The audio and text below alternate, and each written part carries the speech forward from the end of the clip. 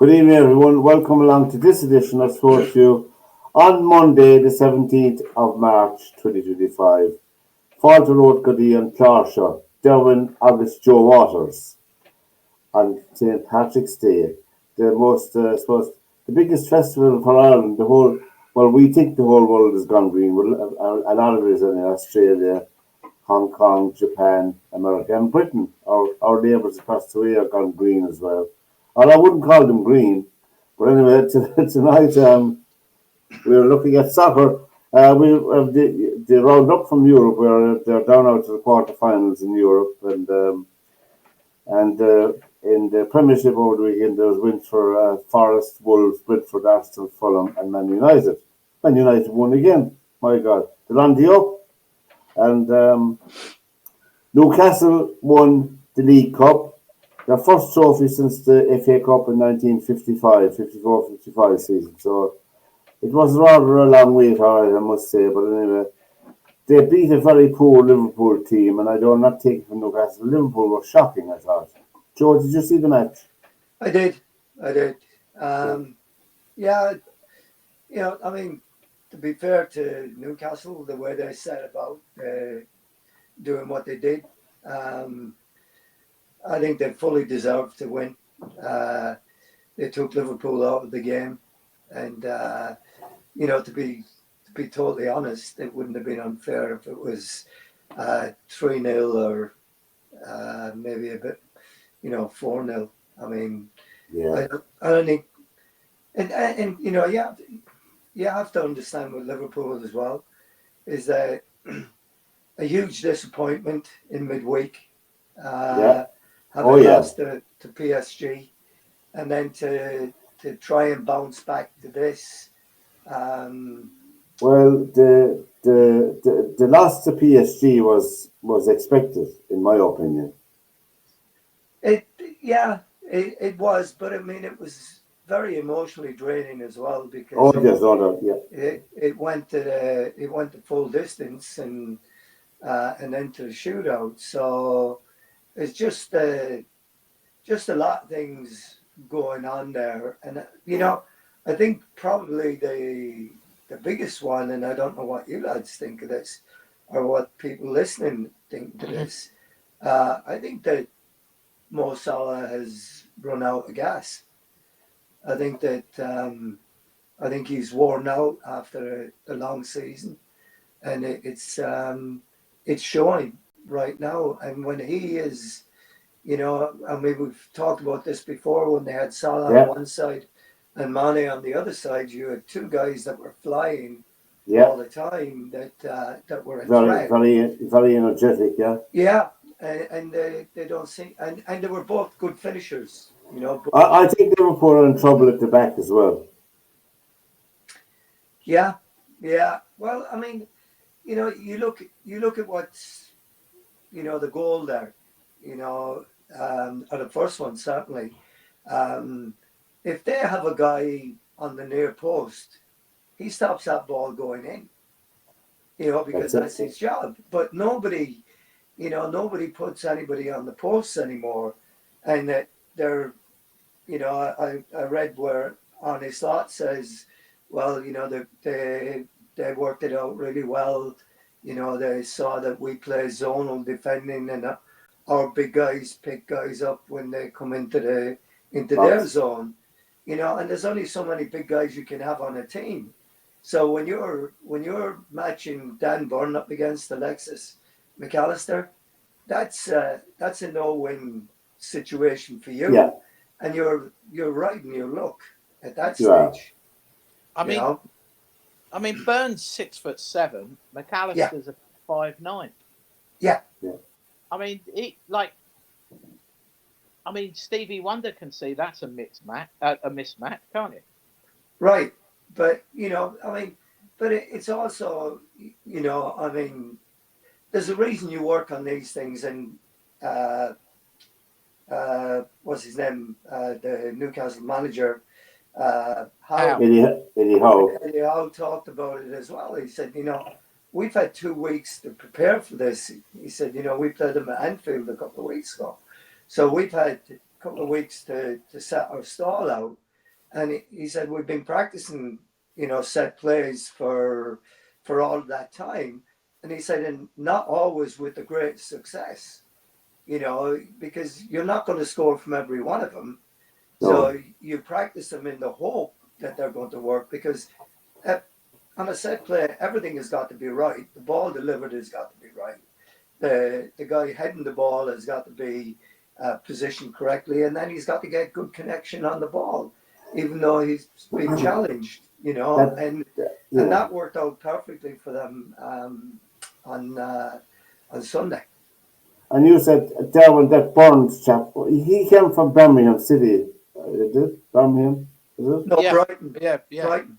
Brighton, was it? Yeah, he was at Brighton Yeah. for the longest while.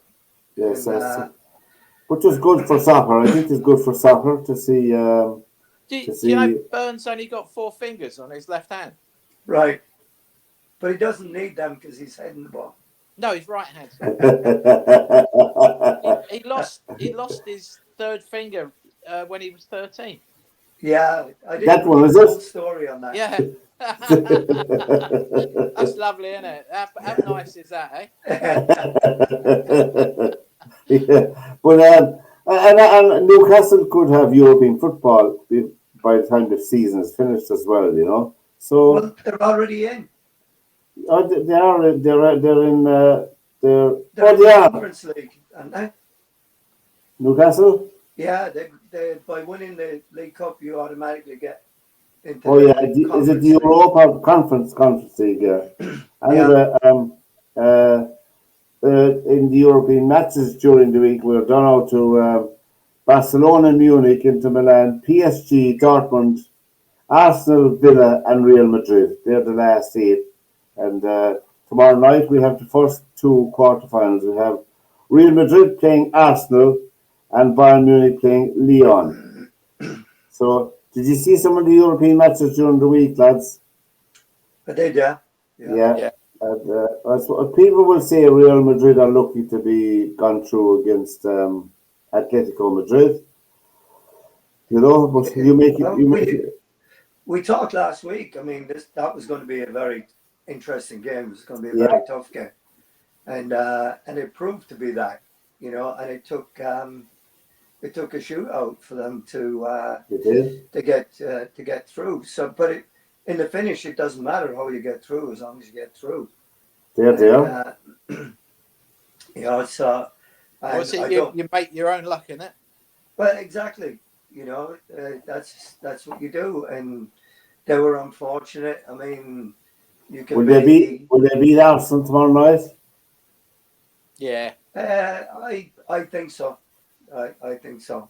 It's it'll be an interesting game, but I think that it's a strange statistic, but Spanish clubs have won 19 European championships, more than any other. More than any other country. True. And they seem to have a knack of being able to win those knockout tournaments. So the other 2 quarterfinals are Barcelona playing Borussia Dortmund and PSG playing Aston Villa. Now, Aston Villa couldn't have got a tougher team. But to me, I've been thinking PSG's name is on the European Cup. If they keep their form, that's the way I'm thinking myself. I mean, I've watched Barcelona go through this. Barcelona are they're a good. Team. They're a very good team, very strong team. Will Bayern Munich beat Lyon tomorrow night? It's a 50-50, yeah. That's and where's that match being played? Munich. Yeah, I would fancy them to win in Munich. That'd be my gut feeling that they would win that one. But yeah, it's. I mean, unfortunately, the English teams have got a tough road to hoe here. They have an us. What I'm going to say, there's a break again now because there's Nations League matches coming up over the weekend, Thursday, Friday, Saturday. There's Nations League, and the Republic of Ireland are out Thursday night, away to Bulgaria. So that'll be a good one for us to watch anyway. Now the championship, of course, the championship will still be played anyway. The season championship and Leeds at the moment, Leeds and Sheffield United are joint top at 80 points each. Burnley have 78 and Sunderland have 69. Coventry, Frank Lampard's team, have 59 and West Brom and Bristol City on 57. So that's the way that's moving along nicely, that championship. But Leeds have been there or thereabouts all the year in the championship. And of course, as we know, they were in the playoffs last year as well. So there's a massive push for them to have the automatic promotion place. It'd be nice to see them coming up. Well, they don't do very well in the playoffs. No, yeah. So they want to be getting automatic if past history is anything to go by. True, very true, very true. Now, the Six Nations the championship, the Six Nations finished this year. We have a bit, I tell you, maybe it's me, and some people like them. Martin, my friend, one of the lads here in the background, is taking some clips from SportsView. What he deems funny clips where we have a laugh or a slag about something, and he's I forgot to tell you, and he's putting them up in they're up in Spotify and they're up in TikTok as well. So anyway, in case you see them flashing up, just so. But we have another funny clip for a funny story tonight for you lads. A week before the season starts, I get a phone call. Aston Villa, John Gregory, they want to get rid of Paul Merson. The moment he walked through the door, the team took off. We won the first game of the season, beat Notts Forest, went to Crystal Palace and won. We were off and running. Merson was our leader, pulling all the strings, scoring goals. We went on a run of wins and wins and wins. Suddenly we're top of the league. We had no game. We had a free fortnight. So Merson comes walking up to me on the training ground. Harry, he went, got a few problems. I said, no, have you? What's the matter, Merce? Well, he said, I've been drinking a lot. Oh, really? My missus caught me with another woman. He said, no, really, Merce? He said, I've been gambling a lot. I said, I'm glad you're enjoying yourself, Merce, He said, do you mind if I cut to Tony Adams' clinic? He said, in Hertfordshire. He said, maybe they can help me with my problems again. They've done it before. I said, no problem, Merce. You go, get sorted out. Off he goes. Anyway, on the Thursday that week, I get a phone call from a friend of mine in Barbados. Rings me up, Harry, I've just seen one of your boys and having a chat with him there. One of my boys? Yeah, Paul Merson. I said, no, he can't be Michael. He's in the clinic in Hertfordshire or wherever it is. He said, yeah, and he's on the beach in Barbados with his family. He said, he looks well. I thought, I bet he does. He's in Barbados. Anyway, the following week he comes back on the Wednesday. Now it's mid-January, freezing cold. Up comes Merce. We've all got bobble hats on. Oh, Harry, I look at him. He has got the best suntan I've ever seen in my life. You all right, Merce? He said, yeah, I feel a lot better, Harry. I thought, I bet you do. You just had 10 days in Barbados. If I have a row with him and kick him out of the team, I'm finished. We're never going to get up. So I just said to him, Merce, we've got a big game Saturday. We need you. You're our main man. As long as you feel good, that's all that matters. On the Saturday, we won 2-0. I think he got both the goals. And we ended up going on and winning the league. He was an amazing player. And I loved every minute of being with him. He's a great character. Well, that's Paul Merson. And Harry Redknapp should have his own show on television telling stories because they are compelling, Some of them, Oh, yeah. He's just a breath of fresh air, That was about Paul Merson, of course, was a decent soccer player, I think the person that we forget sometimes, what I forget, is when I saw Newcastle winning the trophy, because I thought of the time Paul Gascoigne, of course, as we know, played with Newcastle, and I hope he was somewhere looking at it. Anyway, I didn't see his picture on any of the things. I don't know how the band is doing at the moment, But that was Harry Redknapp anyway. Over the weekend, the Six Nations finished up, and I think the two winners from the Six Nations obviously were France, who won the championship. But I think England are after building a serious team, and I think there'll be a serious team for the next World Cup, because they are young, they are big, strong, mobile, and athletic. The pack, and they can play rugby as well, I don't know what you think of the Six Nations yourselves. Well, to be honest, I think that Ireland were very lucky to catch him right out of the traps. I think if Ireland had played them later on in the Six Nations, we might have had a bit more than we could have handled. enough a bit more than we could have handled. Yeah. It's only 17, Ireland 22, Wales 14, England 68, France 35, Scotland 16. They were the last three matches. I mean, Italy, I thought, played smashing rugby. You know? I think Italy came out as a massive improvement, haven't they? Absolutely. I mean, we were talking about them at the start of the season, about them wondering could they hold their own in the Six Nations. But I think when you look at where they're from, where they're at, rugby-wise, club-wise in Italy as well, I mean, it is a very paltry backup. But Ireland's pedigree in world rugby is gone down. I mean, there's no doubt about that. I mean, it has been a shambolic Six Nations, and it's a mixture of things. It's a mixture of 2/3 of the team getting old together, in my opinion. A coach, Simon Easterby, who picks a different team for every match, which is not a good sign, you know. Okay, you have to pick people if the player is injured, you can't play them. We were destroyed. We've no centres anymore, you know. Ringrose and Iman, they were destroyed against Italy. Absolutely destroyed, you know. And we have no world-class out half in the team, whether you look at Jack Crowley or Prendergast. So they were talking about the Lions team today on the BBC and then on the listening over the weekend. And I'd say Derwynne and Derwynne, I think Wales will have one or two in the Lions myself, you know. I think Jack Morgan will get in there. Yeah. But yes. And maybe Faletau goes as a backup for it, but I can't see many more than that. Yeah. How many players did they take? 40? They take enough for two teams, don't they? They have a midweek team and more than 40, but they only. I think they take 30. Is it 32 they take in the end? 32. You could be right there. Well, I mean, you'll have two from Wales, in my opinion, and Scotland in, and England and Ireland will make up the rest of them, you know.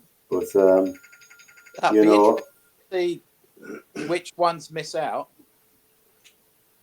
Well, I think Bundyaki is at the end of his career in Ireland. I think he won't be going. I think that Ringrose and Hinshaw will be very lucky if one of them gets in my opinion, you know, because it's very, very poor. Lowe, I think Lowe will get in for Ireland, James Lowe on the wing. He's abrasive, he's fit, you know, he's a thing about him. And after that, you know, it'll be tough. Of course, Andy Farrell is the manager of Lions, and he should be looking from a perspective of Ireland, trying to give new players who he intends to blood in the team for the next World Cup. That's what he should be looking down the line, in my opinion. You know, I think Scotland might have a few in there that you don't really think about. I mean, Kinghorn has got to be fullback, isn't he? He will. And then, you know, Vander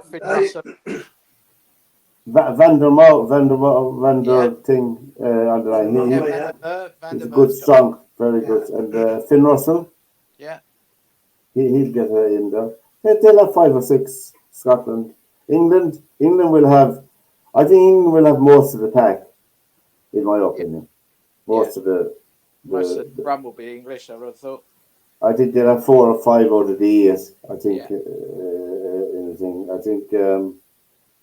I think Ty Burnley will get in the pack for Ireland. You know, he's very good. You know, and so will Porter.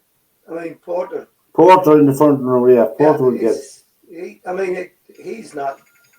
You know, I mean, some of the Irish players have lost a little bit of glitter. Yeah. With the last couple of results. And you know, that's the way it goes. Unfortunately, it is the way it goes. But you know what? If Andy Farrell does take some of the guys with him on the Lions tour, some of the older guys, Don't Ireland have a summer tour going somewhere? They're going to Portugal and Georgia.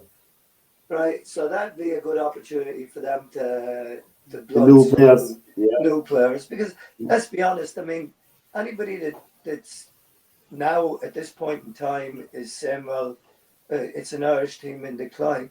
We've known that for a while.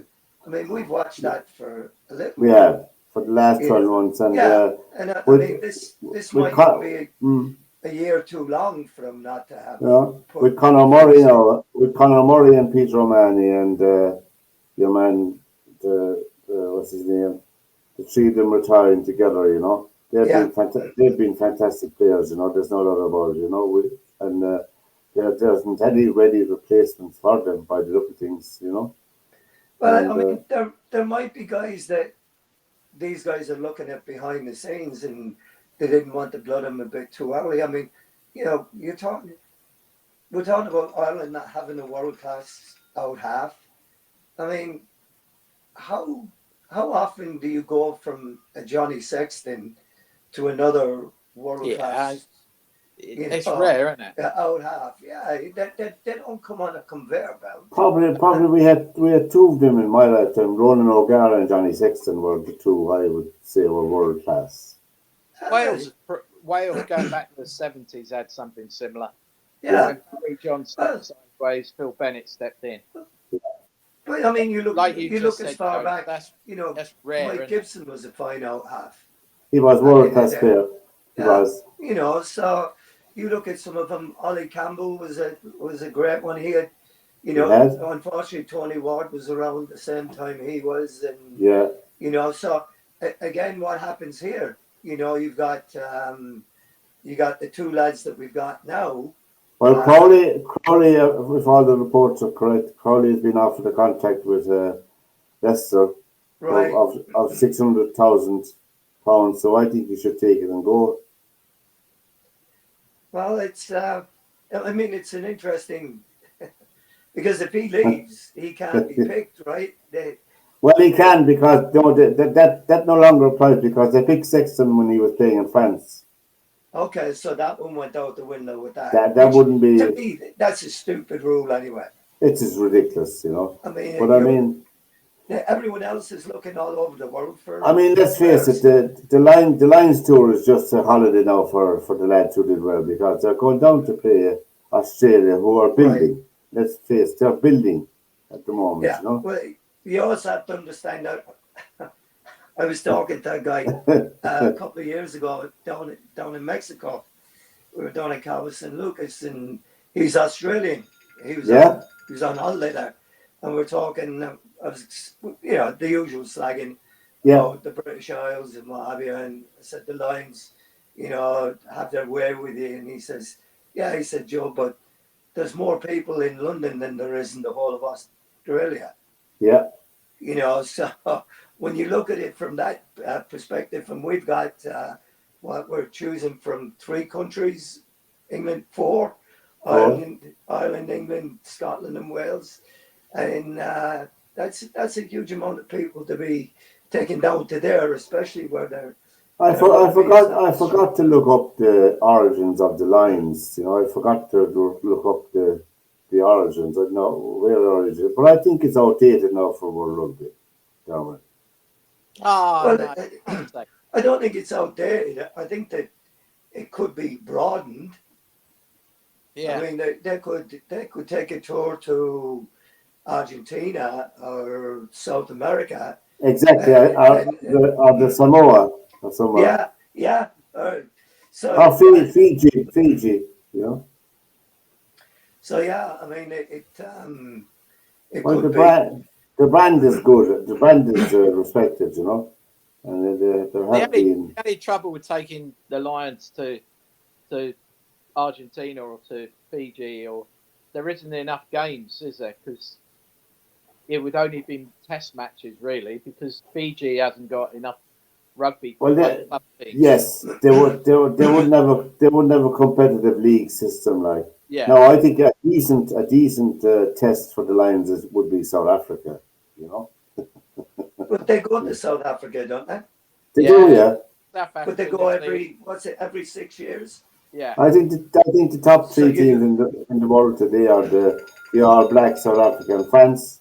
You know, they're the top three rugby teams in the world, in my opinion, at the Well, moment. You know, Ireland is ranked number 3 at the moment, I so did. They're a chronology, I think. After France beating them, they're still ranked above them. I think yeah, those well, those rankings don't mean much. I don't know who does them or how they do them. I don't know how they work them out. You know. But we had golf over the weekend as well. We had what they call the fifth major, the Players' Championship, and there was a playoff, and it went in. There's a three-hole playoff, so it was too late when it finished last night in the States. So I watched the end of it today, but Rory McIlroy came out on top against JJ Spawn, and who played it good. 4.5 million. Rory McIlroy won, and the runner-up got $2.7 million. Shane Lowry, who finished in 20th place, got $250,000, $250,000 for finishing 20th place. I mean, it is a big tournament, lads. It's a big tournament. But McIlroy played solid golf, and of course, all the greats in golf down through the years have won there. Lee Trevino, of course, Tiger Woods has won it twice, is it? I think, yeah, at least twice, yeah. Yeah, he's won it twice. I think no golfer has won it 3 times. Right, okay. There's been seven or eight. Davis Love won it twice. Yeah. Freddie Couples. Fred Couples, yeah. Jack Nicklaus. Some golf course. Oh my God, it's a fantastic course, fantastic course. When you get to, if you stand, Joe, have you been there? where's that? Sawgrass, TPC. No. When you stand on that 17th tee, that green is actually huge. When you go and stand on the putting green, the 17th green's a massive green, but it's like looking at a thimble in the middle of the Atlantic Ocean. Yeah. Because it's optical. Because you do stand there, and the really interesting thing about it is when you play it when there's no stands there, you can feel the wind. When you play it with the stands there, it's only when the ball gets airborne that you notice the wind. And they're checking all the way down 16. They're checking, caddies and the players are checking the wind all the way down 16. Yeah. Because you're coming downhill on 16. So when they stand on the 16th tee, they're actually feeling the wind. And that's the only real clue you've got is when you come down 16 where the wind is. Because when you stand on the 17th tee, you're slightly hitting to an uphill green, believe it or not.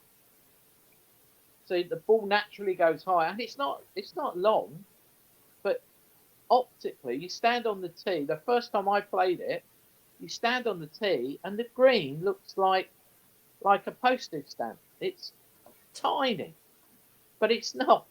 No, it's not tiny when you get up to this. There's loads of room.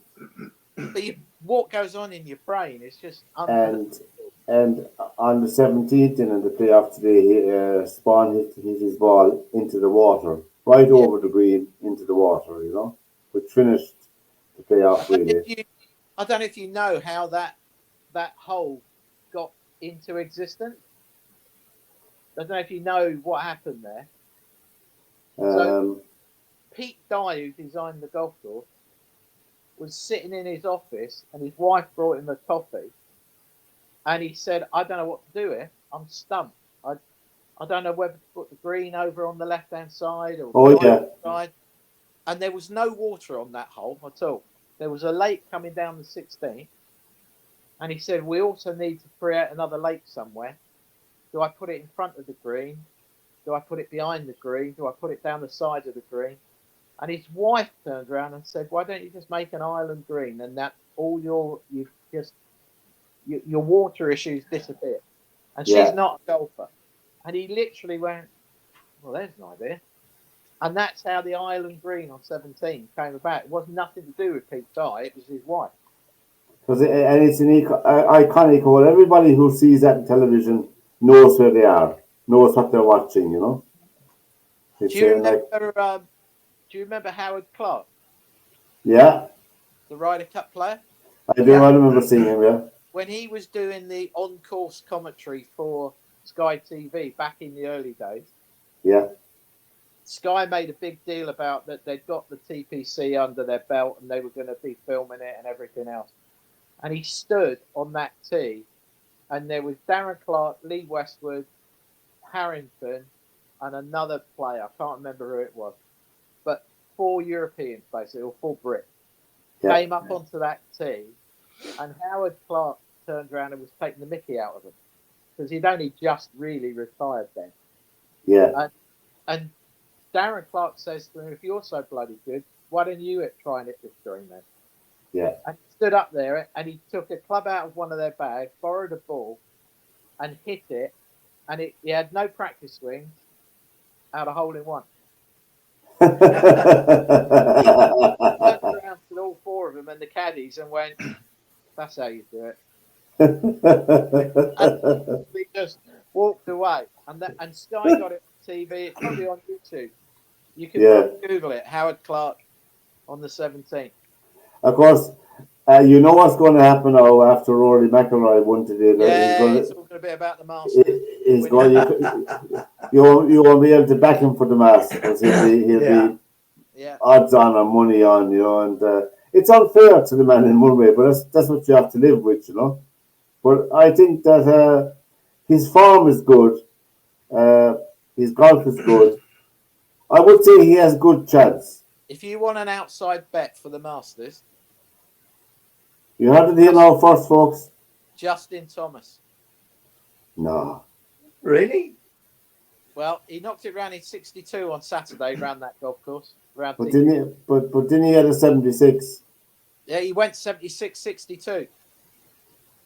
I mean, that's some guy, and he's just started to get into some form.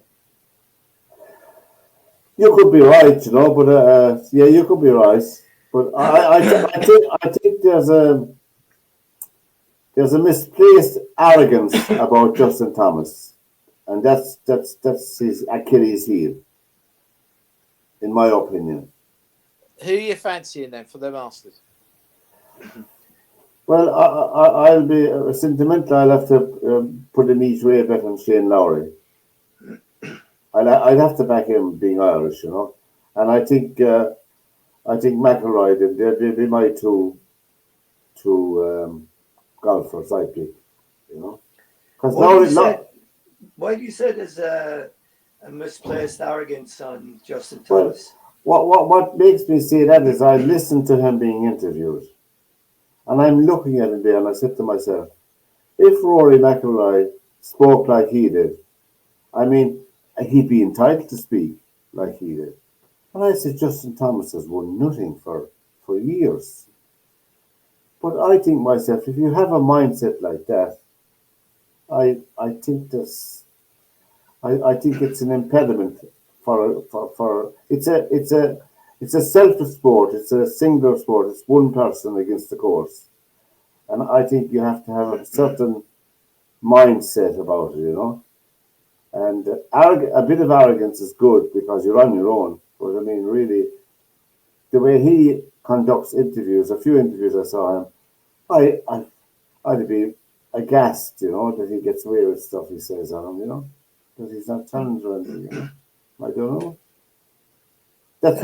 know. I've watched him a couple of times on documentaries and what have you, and he seemed like a pretty down-to-earth guy to me, considering, I mean, you know, let's be very fair, anybody that plays any kind of a sport at a high level has a certain amount of ego and arrogance about them because they have to have it. They do. I agree with you there. You know, they're not going to survive out there, and you've got to have a belief in yourself. And you know, you guys know as well as I do, there's enough people that once you have a misstep, and all of a sudden they turn dog on you. And it's like right now, like people are turning dog on Liverpool, and well, they're not this, they're not that. Well, they've done a great job of putting themselves in contention for everything. But there's a reason that there's only been 3 or 4 teams that have ever won the treble. Yeah. And they've been very unique teams. Yes, they have. Yeah, sensational. So to be able to have a squad and I think that's why it was so amazing for the English clubs to win the treble, because there's so much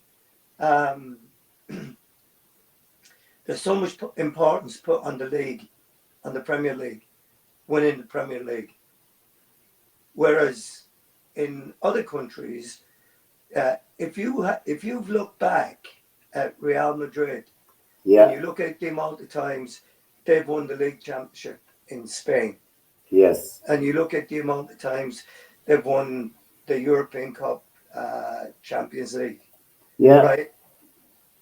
Look how many times they've done the double of the Spanish League and the Champions League, and I think that you would find that it's maybe only 2 or 3 times that they've managed to pull that off, because they've ignored.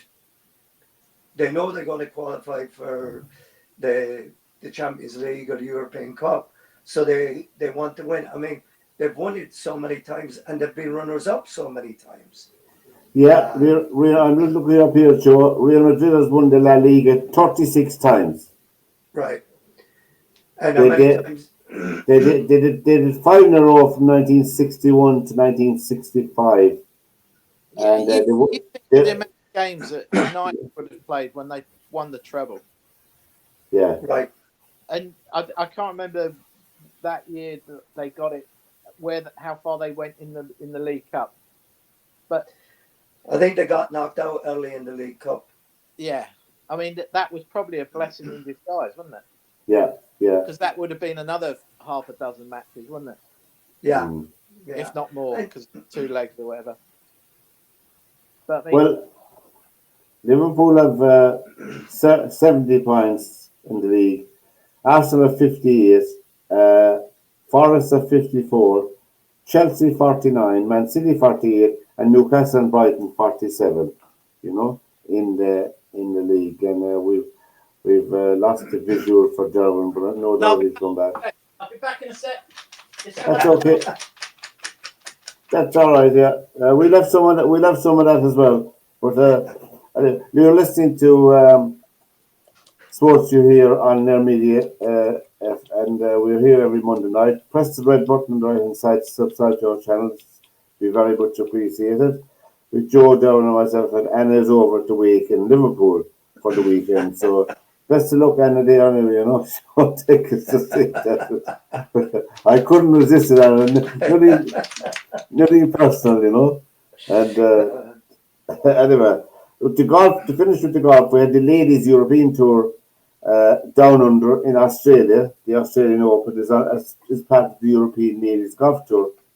And that was won, where are my notes? That was won by the German, Hanora de Roy at -9 under. And our young golfer, Lauren Walsh, she's a young professional just starting off her career. Lauren Walsh, she had a terrific tournament. 7 shots behind them at -2, 69, 65, and 74. The last round did her in a bit, but anyway, nevertheless, she was very, very happy with her thing.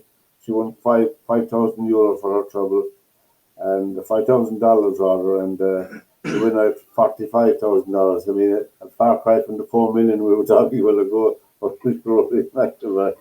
And, ladies are playing over in the LPGA Tour. We're playing over in China, the Blue Bay International. Japanese girl won that, Rio Takeda, -17, and Leona Maguire was almost 20 shots behind her, +2. She's struggling with her game at the moment, but she competed well for the weekend. So that was the at the weekend as well, Joe. Formula One began down under the Australian Grand Prix.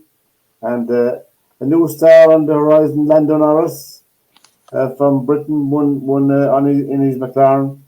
And Max Verstappen was runner-up. And Russell from England as well was third.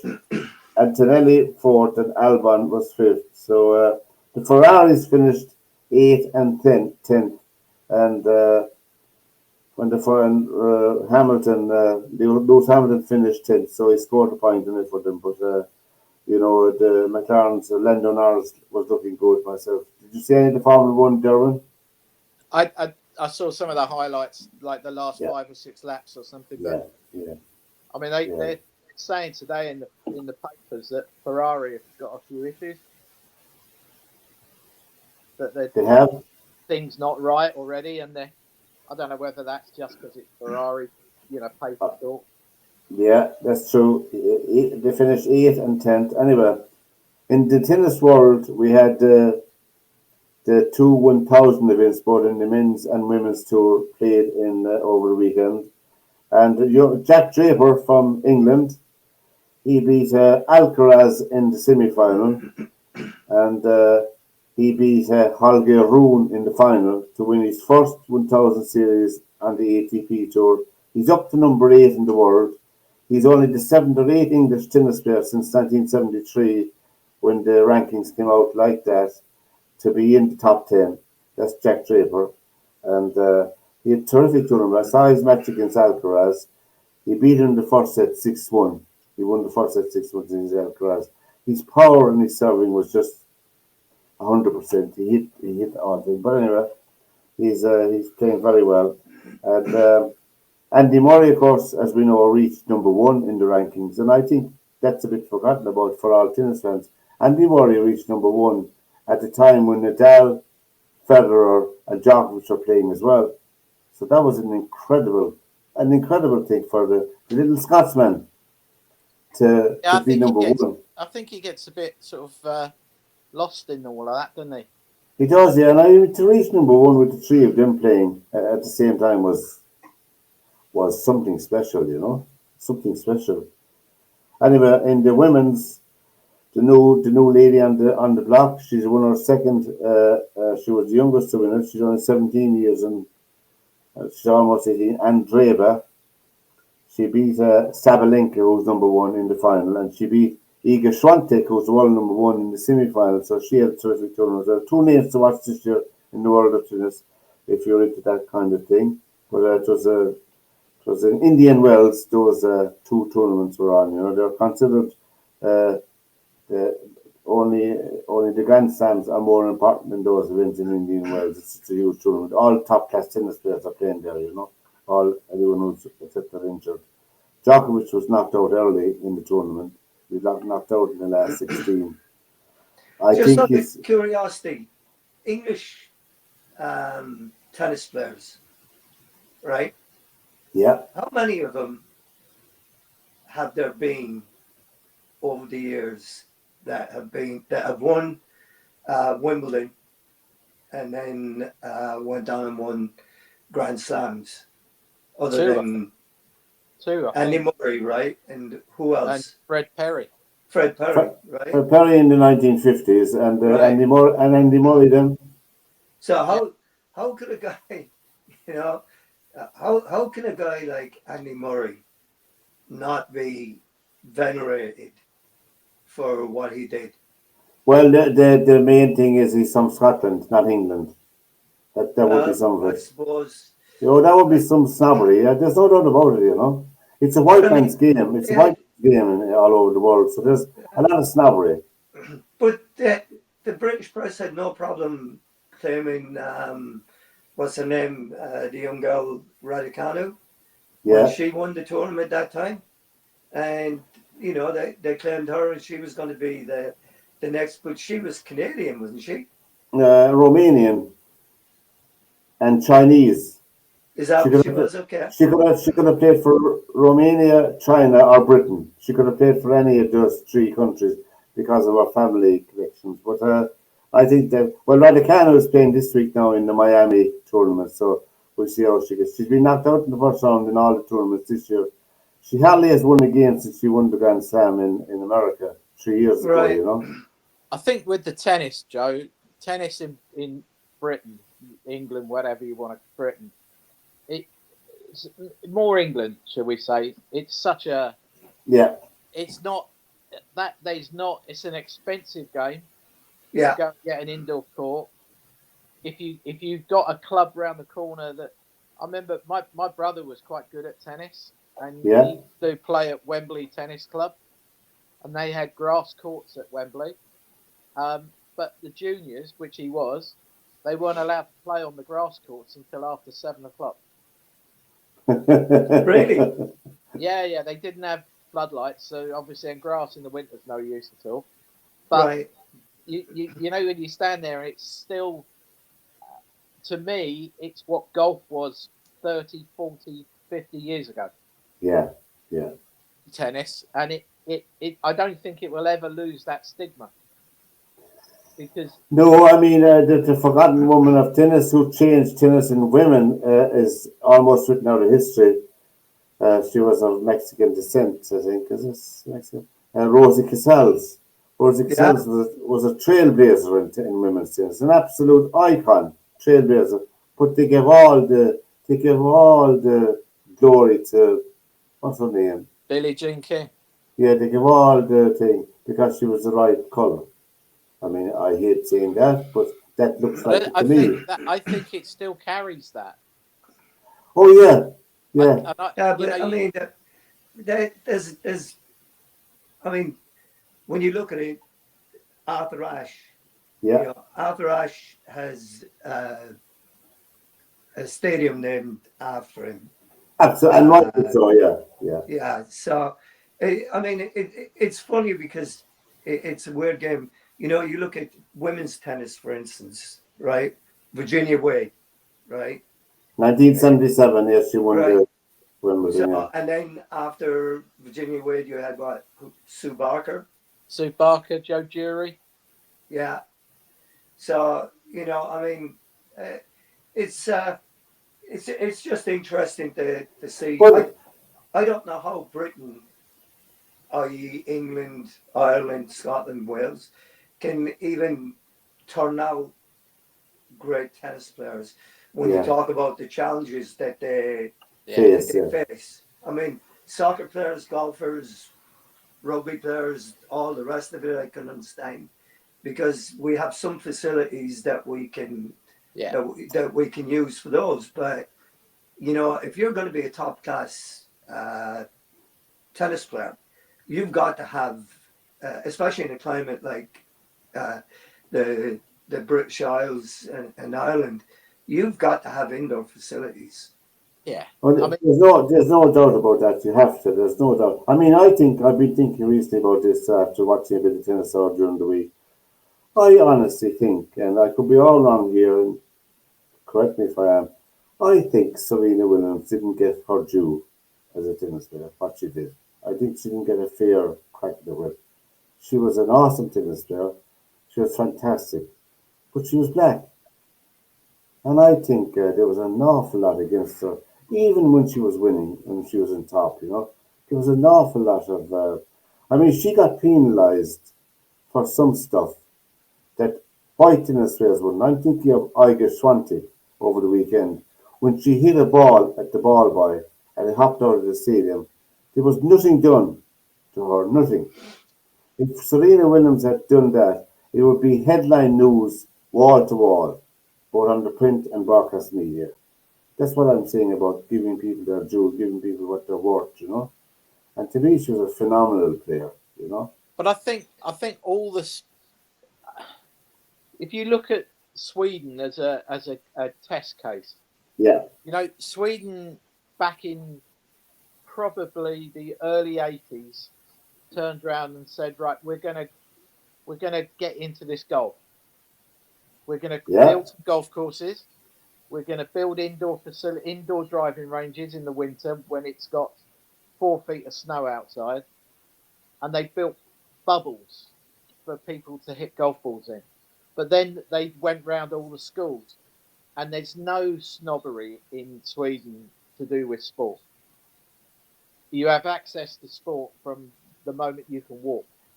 Yes, yeah, And that's good. And you stand there and go, is golf and tennis a sport to associate Sweden with? The answer to that is no. You would go winter sports all day, wouldn't you? You would, of course, yeah, skiing and all that kind of thing. In all that stuff. Yet they went headfirst into tennis, headfirst into golf, and if you think about it, all of the Swedish golfers that have come out of the system, all the Swedish tennis players have come out of Swedish tennis, and it's all been in a system. It's been structured. Well, I remember. Do you remember Jasper Parnevik? Yeah, Yeah. I mean, we don't have. I can go back to the first 3 Swedes that made it on the European tour: Kirsty Cannell, Ovi Selberg. Oh yeah, I forgot about him. Right, they all won on tour. Yet that was like they were the first ones that went through the system. Well, it wasn't only recently that we had a Swede on the Ryder Cup we had Aalborg on the Ryder Cup team recently. Ludwig Aalborg. But what I'm getting at is that if you compare that model that they go with, how they back it and go for it, Britain doesn't do it anything at all like that. You are pretty much left on your own devices until you reach a certain stage where you will get picked up. Of course, Tiger Woods should be thankful to Jasper Parnevik, wasn't it? He's a housekeeper, Aaron, that Tiger Woods married. Ellen Nordgren. Nords, yeah. That was his nanny for his kids. Yeah. We should know more about that. A good swing with a 5-iron, that's for sure. I just don't watch him playing any trouble. I mean, you talk about the Swedes and what have you. I mean, look at what the Japanese have done with golf. Oh, so there was they have like stadiums that are built just for golfers, and they're tiered, right? Derwynne, I mean, you've seen that. And I've played in Japan. I went to a driving range in Tokyo that had 4 floors to it. Right. And how does that work? 4 floors. And you go to Hawaii, you cannot get on a golf course in Hawaii for Japanese players that's the only place they can go and play. Because in Japan, there's how many golf courses are there in Japan? I think there's only something like about 30. Yeah.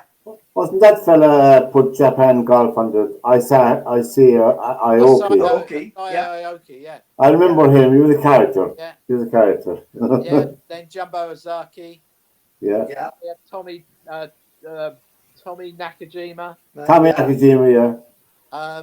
They were characters. I mean, they fly, Joe, what you're saying about Hawaii, they fly down to Western Australia to play golf for a long weekend because it's cheaper to do that. I remember the first time I went and played in Japan, I played in the Dunlop Phoenix in Japan. Yeah. And we went we were staying in Tokyo in a big hotel in Tokyo.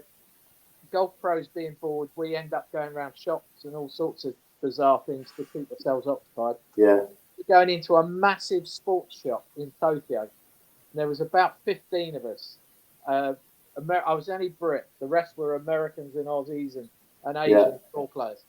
And we went into the sports department, and the memberships to the golf club were on a great big sort of LCD display thing with the amount of how much it was, and they were fluctuating depending on which ones. But the nearest one to Tokyo is an hour and a half outside of Tokyo. That's how much we were traveling to get back and forth. Yeah. It's an hour and a half outside the city, and that's the most expensive one because it's the closest to Tokyo. Yeah. And things that we couldn't get our heads around. We walked around the finance district in Tokyo, and you've got guys in really nice suits and briefcases walking around with a golf club on their left hand. And Derwynne, as we're talking about golf in Britain recently, I see a few members of cabinet in their party were talking about closing down some golf courses because they need them to build houses on. Yeah, There's loads of golf clubs. Maidenhead Golf Club has just closed. It's been there 100 and something odd years. Why did it close? But they're building 2,000 houses on it. There you go. Cheapers. These guys walking around Tokyo, Joe, with these gloves on. So they all practice on driving ranges. Most of them will never ever see a golf course. That's what I was going to say. The majority of people Right? never get to play on a golf course. They're on simulators and driving ranges. Yeah. But what we asked the question to this guy who was like a player, the host type thing, like interpreter. We asked him why they were walking around with gloves on their left hand. And he laughed and he said, you guys don't realise, if you walked into a meeting in Tokyo with a suit on and you put your hands on the table like that, the people on the opposite side of the table will clock your hand. And if you've got a pale left hand and a tanned right hand, that means you have so much time that you can go and play golf in the daylight and get a tan on your glove hand. On your non-glove hand. Yeah. You must be very, very good at your job and very wealthy. And it's like a status symbol, like walking in with a Rolex watch on your hand or whatever. And we were just, because he was looking at us, and we've got like brown right hands and white left hands from having a glove on for so much. Yeah. Like all these guys would buy your hands off you for so much money because like it really is a status symbol to have a light left hand. I have never heard that one before. We were just like, you're kidding. And he was like, no. I know, George, we haven't been at many business meetings in Tokyo. No, that's true, yeah. The next business meeting now we're going, I must make sure that I get a tan on my right hand. Go down to the sunbed and tan your right hand. Don't listen to him. He took me to a Chinese restaurant in Limerick where a robot served us. Yeah. Listen to how the other half live, honestly. Yeah, that's right. Yeah, I want you to see this goal and see what you think of it.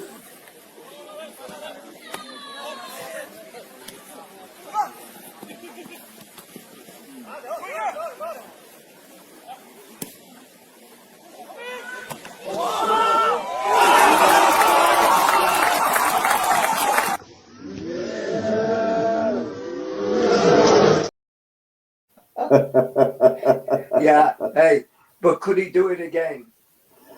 Yeah, I don't know. It's one of those one-off things, you know. All you have to do is do it once, right? Yeah, exactly. You only have to do it once, Joe. Yeah, that's it. Just the so tomorrow night, lads, we'll have Real Madrid and Arsenal and Bayern Munich and Lyon. The two winners. We need the two winners for tomorrow night.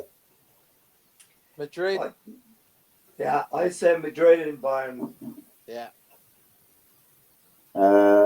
Real Madrid v Arsenal, I think 3-0 to Real Madrid, and Bayern Munich 4-0 against Lyon. And they'll be set up for the return leg away then, and there'll be no pressure on them. That's the reality. Anyway, lads, we've come to the end of another night, and we'll see you next week. Could you put a tenner on those scores for me? And I'll give it to you when I see you. 3-0 and 4-0. Yeah. I will. I'll give you that tenner when I see you. Wait, now, write it down now. Hey, Joe, you haven't picked many three-legged horses, have you, at Chelsea? No, believe me. Well, I get other people to do it for me. I'll tell you, one of the horses I backed in Cheltenham, he got killed. He fell and he got killed. There was two horses killed. And a very good horse, Corbett's Cross and Jeepers. And then the way he fell, I knew when the camera didn't go back to the fall, yeah, that it was serious. And there was only one loose horse, wasn't there? Yeah, and the horse that won the Gold Cup, I know what you're thinking. I mean, PJ Tara McManus and his horse, but there was a mare had a couple of foals, and it was his wife Noreen picked out the foal. She said, I like to look at that foal, I like to look at that fella, we'd buy that fella. And there he was. He was supplemented into the Gold Cup for £25,000, because he was a late entry. But of course, the winning he won the Gold Cup, which is £280,000 sterling plus the value of the horse after for breeding, you know. So it was a good. But the Irish had a clean sweep in Cheltenham as well, you know.